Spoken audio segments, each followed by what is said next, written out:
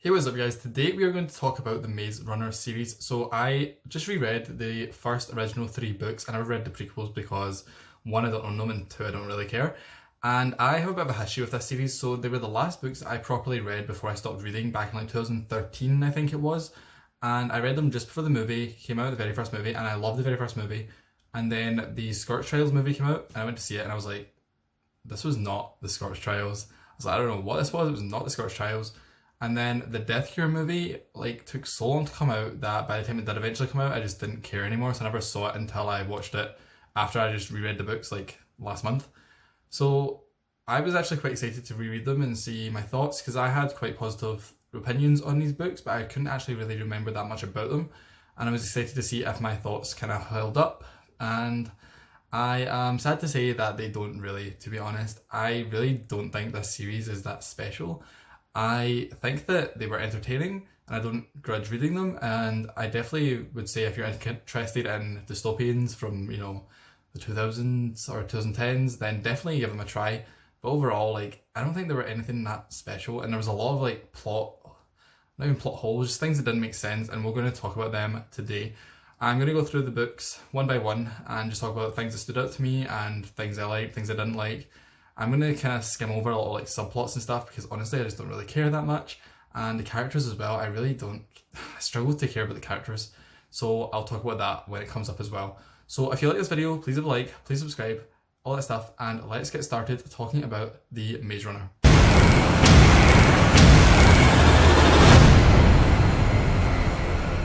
Book starts with Thomas entering the Glade, and he shoots up into the field through an underground box thing, and right off the bat the boys should 100% be more welcoming to their new members. They should have a better plan. They should have a welcoming committee. They should have a starter pack, like a gift basket or something.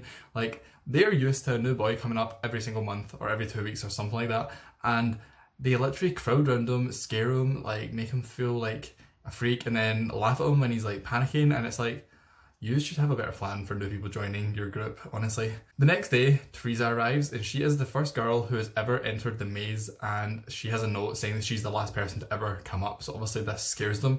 And it's a really big deal in the book that a girl has arrived in the maze. However, as a reader, this happens on like chapter, I don't know how many chapters, but it happens right at the start, so you're not really invested, and it's not really a shock that, a girl is finally here after all these years, because you don't have that same kind of build-up. So that was something that I felt didn't really make that big an impact on you as a reader when you were reading the book compared to the characters and how they were reacting. The one big rule is that if you're not a runner, you should not enter the actual maze portion of the place where they live. They call it the Glade, their actual portion. And if the maze shuts at nighttime because the doors shut, you are basically going to die. It's inevitable, it's going to happen. That's just the way it is because there are creatures out in the maze.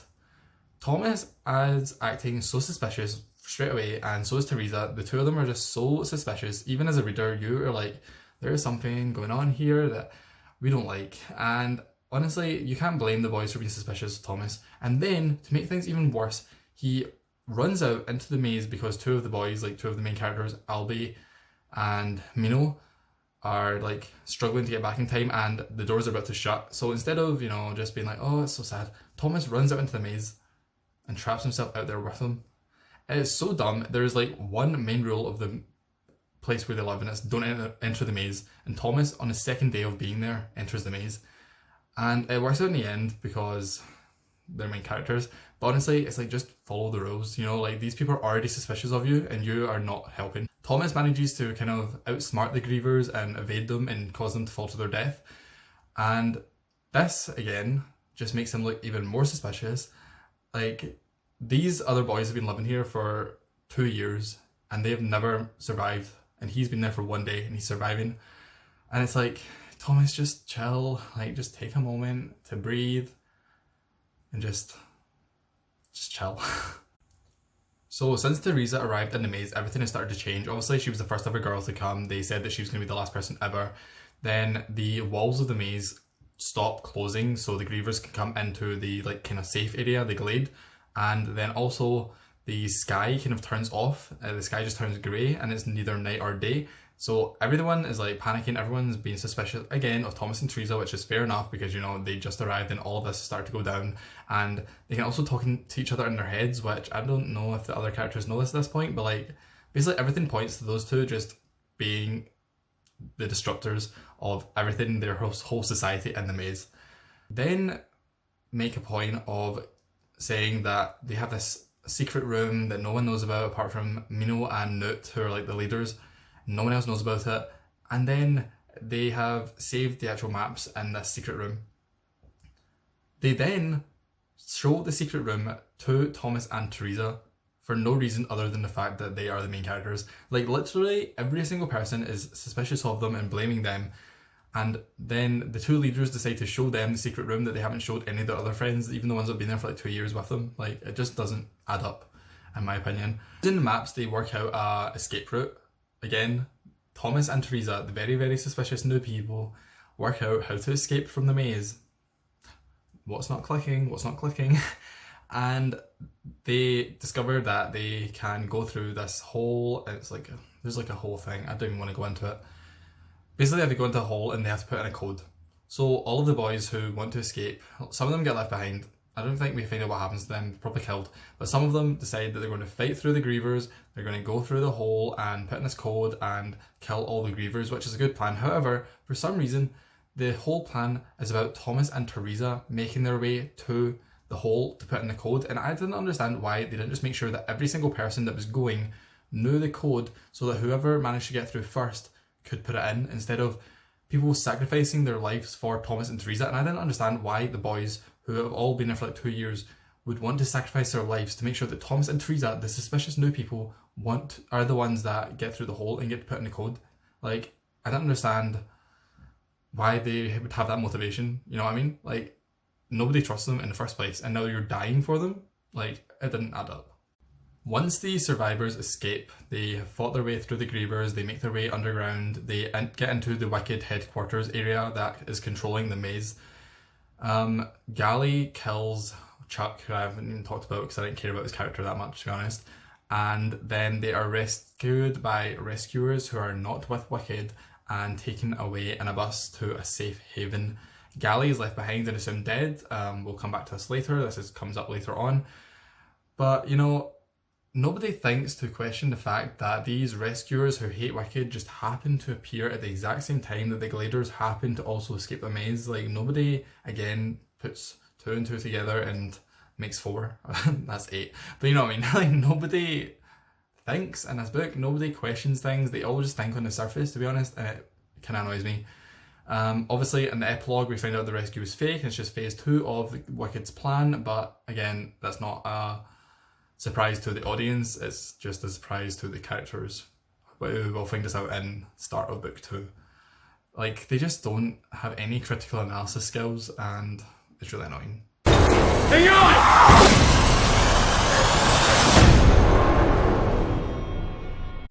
The Scottish Trials starts off exactly where the first book ended off, with the Gliders and Teresa, or she is a Glider, technically, and the new facility with the rescuers. They think, oh, we're all so safe, it's going to be all smooth from here on out. Obviously, things go wrong straight away. All of the rescuers disappear. Teresa disappears as well. Then they find all the rescuers like hanging dead from the roof, and they meet a new boy, Aris, and find out that there has been a second maze of all girls where he was the only boy. So it was basically like the gender flipped version of the original maze. Soon they're basically told, like, haha, you were tricked, this was always Wicked, this is phase 2, you have all got the flare, which is the disease that it turns out Wicked has been using all of these boys and the girls to monitor their brains, to monitor brain activity, to work out a cure for the flare, because the flare is a disease that affects the brain. I think I explained that well. Probably not. I don't know. So they are told they have to walk 100 miles north and they will find a cure out there. I understand why the next bit was not in the movie, okay? Like, the movies are so different from the book. The very first movie is similar. Scottish Trials and the third movie, The Death Cure, are completely different stories. Like, they changed everything. And honestly, when I reread them and rewatched them, I was not mad about it, because a lot of this stuff wouldn't really be that exciting in a movie. The boys, who are now with Aris, walk a pitch dark underground tunnel for miles, and some of them are killed by like molten lava balls that like go on their head and melt their flesh off, and it was kind of gross. It was kind of scary. And eventually they make it in the desert. They walk through the desert. It's like 1,000 degrees hot, and nothing really happens for a while apart from Teresa jumps up or like appears and is like basically like, oh, you can't trust anyone, you can't even trust me. And then she kisses Thomas, but then she's like acting all crazy, mind controlled, and Thomas runs away. And yeah, it's very confusing. Teresa in this book is very, very confusing and very, very annoying, and basically just plays mind games with Thomas the entire way.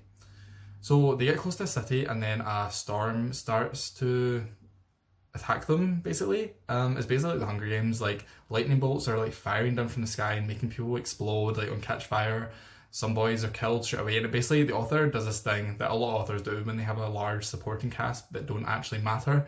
They decide basically anyone who doesn't have a name is getting wiped out because they're no longer necessary. So a lot of the boys who basically didn't have names are just killed conveniently by the lightning bolts, and it's pretty gory, it's pretty intense. Mino is hit almost, like his clothes catch on fire and he's like really badly burned, but he survives obviously because he's the main character. And then they eventually get to a city. Once they get into the city, they run into a bunch of cranks. So cranks are the people who have been infected by the flare, which basically makes their brain deteriorate, and they turn into, well, in the movies, they turn into zombies.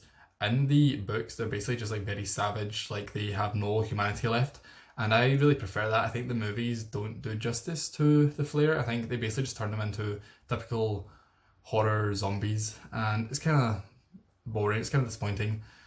I prefer the books in that way.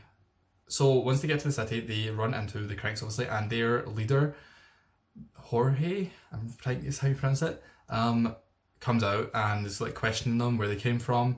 And Mino, being an idiot, decides to start a fight with Jorge, which means the cranks start to fight the gliders, and it's like back and forth, back and forth.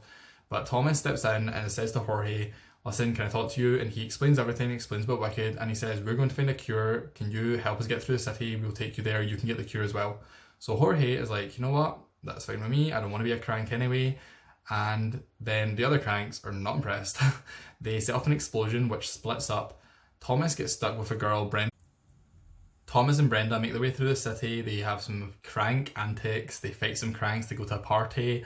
Unwillingly, they get like kidnapped. They meet up with the rest of the gliders and Jorge, and then Teresa and the girls from Group B arrive, but Group B is the other maze that Iris was in, arrive and decide, we're capturing Thomas, you just can't do anything about it, because Thomas has had a tattoo on his neck this entire time that says, to be killed by Group B. So it's this whole like thing where it's like his destiny is to be killed, it's part of the maze, it's part of the trials. Teresa's acting all crazy, she's like mind controlled by Wicked, or so we think, and the rest of the girls don't really want to kill Thomas, but they're like, she's kind of our leader now, so they all kidnap Thomas, and then later on decide to let him go and decide that they want to work together, which Teresa is not happy about. So even though they've all decided that they're going to work together, Teresa tricks Thomas again, because Thomas is dumb as fuck. Sorry, I didn't swear. And she manages to separate him from the rest of the group, and then Aris appears out of nowhere. I have no idea how Aris got there, because he was meant to be with the boys who were like 30 miles behind the girls, because but anyway, the two of them force Thomas into some cave where he gets gassed, and I don't really understand what happens here. I don't understand the point of him getting gassed, but eventually the door of the cave opens up, and then Teresa and Aris are like, oh, we're so sorry, it was all a trick, like Wicked wanted you to feel betrayed, like we would never actually kill you. And basically it's just so annoying, okay, because Teresa, nothing she does in this book has any real consequence, because nothing she does you can't trust anything she does. Like, she always goes back on her word, or she's pretending that she's working with Wicked, or she's pretending to work with the Gliders, or like she just basically changes who she is whenever the plot needs her to, makes it to the safe haven, which turns out to just be a stick in the ground with a bit of ribbon on it that says safe haven, so everyone's like, what the fuck? And then 30 minutes before their deadline, because they've had a deadline to get there by, 30 minutes before the deadline stops, ugly monsters, which are basically like Hunger Game mutts, appear out of the ground and start fighting everyone again, because, you know, it has to have a big battle at the end of the book. And after some fighting, a berg appears, which a berg in this universe, I'm pretty sure is just like a fancy helicopter. But they always say a berg, they never say a helicopter. It appears, picks everyone up, and takes them away, and they all live happily ever after.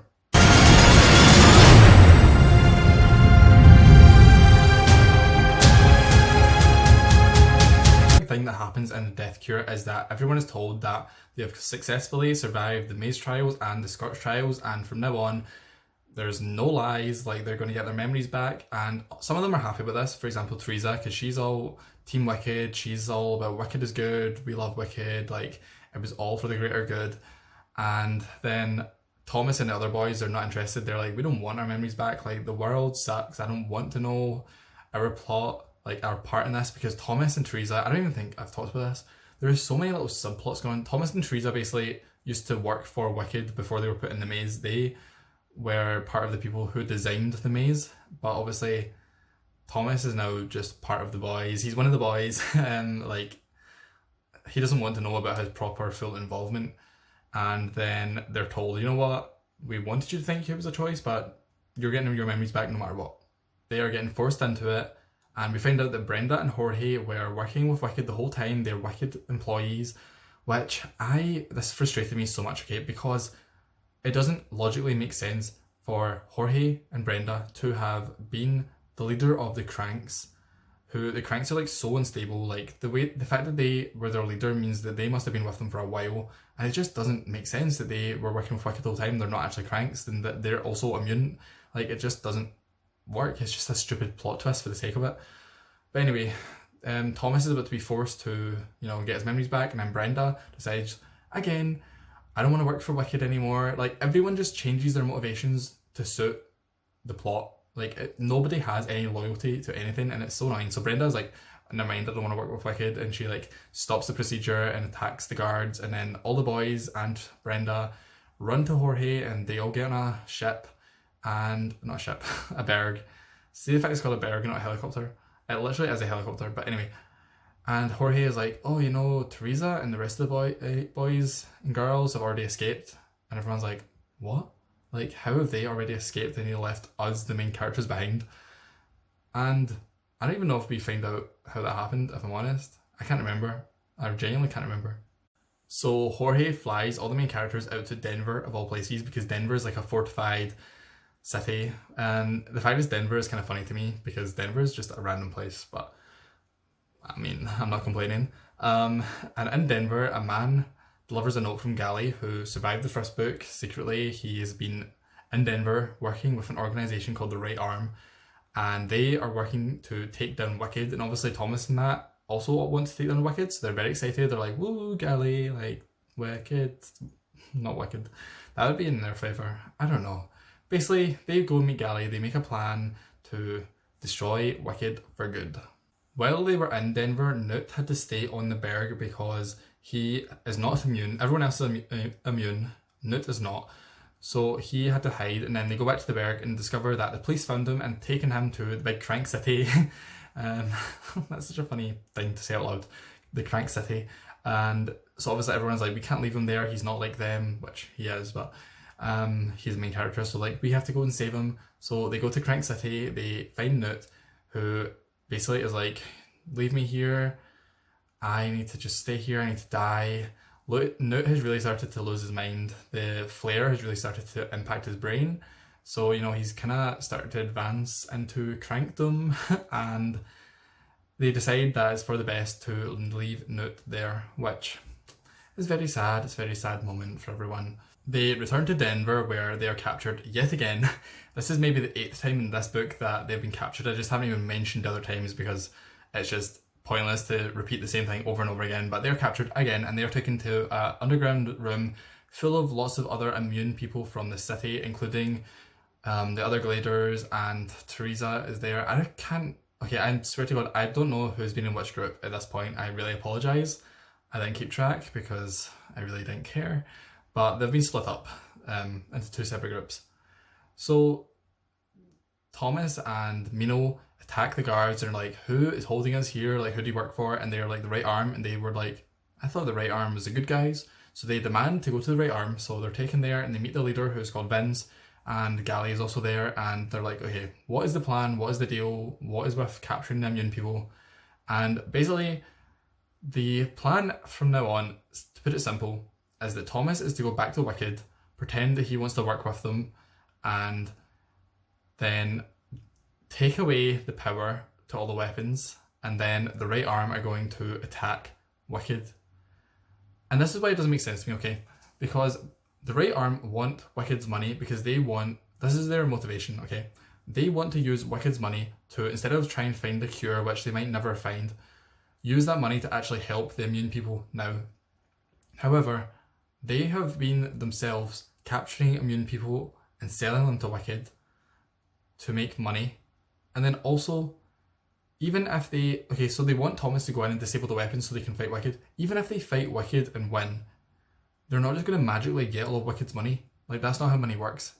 It doesn't just transfer from your pocket to the other person's pocket like a video game. Like, I don't understand what they expect would happen. Even if they killed everyone in Wicked, the money is probably in some bank account that they wouldn't even be able to get access to. So on the way to the Berg, which is going to drop Thomas off near Wicked headquarters so he can go in and pretend that he wants to work with them again, they see Newt. Thomas runs out and he's like, Newt, it's me, like, it's your brother. And Newt is completely, like, lost his mind. He tries to kill Thomas at first, and then he basically begs Thomas to kill him, and Thomas is like, I can't do it, like, I can't kill my best friend. And then eventually he does, and this is the only death in the whole series that kind of meant anything to me, and it's not even because I really care about Newt's character that much, it's just the whole situation. It was actually really well executed. Thomas basically killed Newt because Newt was begging him to, but it was like still a very tough decision. Like, no one wants to kill their best friend, even though it's like a euthanasia situation, like it's for his own good. It's still, you don't want to do it. And I thought this was kind of one of the few well done moral points of the series. It goes back to Wicked, and they explain that basically all they need to do now to find a cure is to dissect Thomas's brain, and basically he will be the final death in the entire trials. Like, nobody else has to die. They just need to dissect his brain, get his brain patterns, and use them to find a cure. And this is another point that I think was kind of well executed, and that is basically the idea of one death to help the many, or basically let everyone kind of do their own thing. Like, if Thomas dies and they find a cure, then nobody else needs to die. But should Thomas sacrifice his own life? It's not that well executed in my opinion, but it's a good question that's brought up. And I personally think that he should have done it, in all honesty. Like, I think that Thomas should have sacrificed himself to find the cure to help the rest of the world. That's just my opinion. I don't know if there's a right answer or a wrong answer. I feel like it could be a very heated moral debate if it was done properly.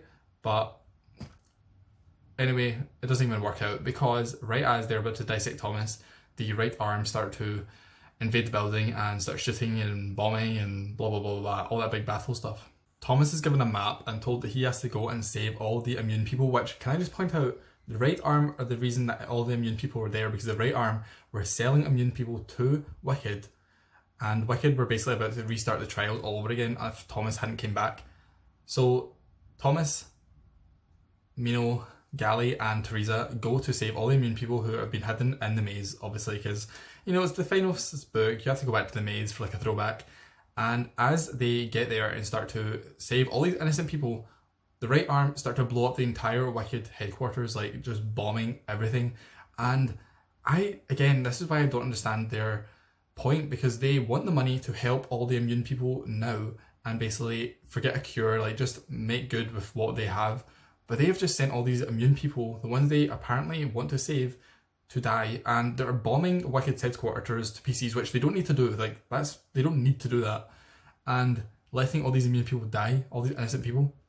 So like, their motivations just don't make sense. Like, it doesn't add up, in my opinion, and it's so unclear what the right arm actually want to achieve. I feel like basically all they want to achieve is to end Wicked, but it's like, at what cost and why? Like, in all honesty, like, Wicked comes off as the good guys, in my opinion. Like, the right arm are not the good guys, and I don't think they're meant to be. Like, you're supposed to feel like there's no good guys, but in my opinion, Wicked aren't even that bad. Like, the whole catchphrase throughout the books is like, Wicked is good. And honestly, like, I agree. Wicked is good. Wicked are trying to do the best for the world and to find a cure to save the rest of the world. So the maze is falling apart, walls are collapsing, the ceiling's collapsing, everyone is starting to die, like all these innocent people, but a lot of them do escape, thankfully, and after some fighting with some guards, Teresa dies, which honestly, bye bitch, like I did not care at all. I was like, you know what, you had it coming. You were snaky, you were two-faced, you were manipulative, you were cunning, you just, I did not care about Teresa. So the survivors make it through Flat Trans, which is like a portal, a magic portal, and they make it into a deserted island, and basically they're told, this is a fresh start for humanity, like let the rest of the world just sort itself out, everyone can die, you guys just chill here, make some babies, and just start a whole new world. And we find out that the Chancellor, who I'm assuming is like the Chancellor of the country, I don't even know what country this is set in, probably America, like probably some futuristic dystopian USA, because of course it would be. But the Chancellor has basically left a note, basically it's only for the reader. The Chancellor is like, you know, we have preserved the human race, Wicked has done what it was set out to do, the maze trials were a fail, but we have still preserved the human race. So in the end, Wicked is good. And I agree. I'm Team Wicked. Like, I don't know if you're meant to be, but my interpretation of the books is that I was Team Wicked. We also learn in the very final line that the flare was released on purpose by the government or scientists or someone to basically do population control, and it backfired and caused like everyone to be infected. So that was kind of cute. That was kind of nice. Honestly, kind of coronavirus vibes. That's conspiracy theories, and conspiracy theories get your channel shut down, so I ain't doing any of them. So yeah, The Maze Runner was okay. I actually really have a new appreciation for the movies after rereading and rewatching them, because like I said, I never watched the Death Cure movie before, but then I watched it for the first time after reading this.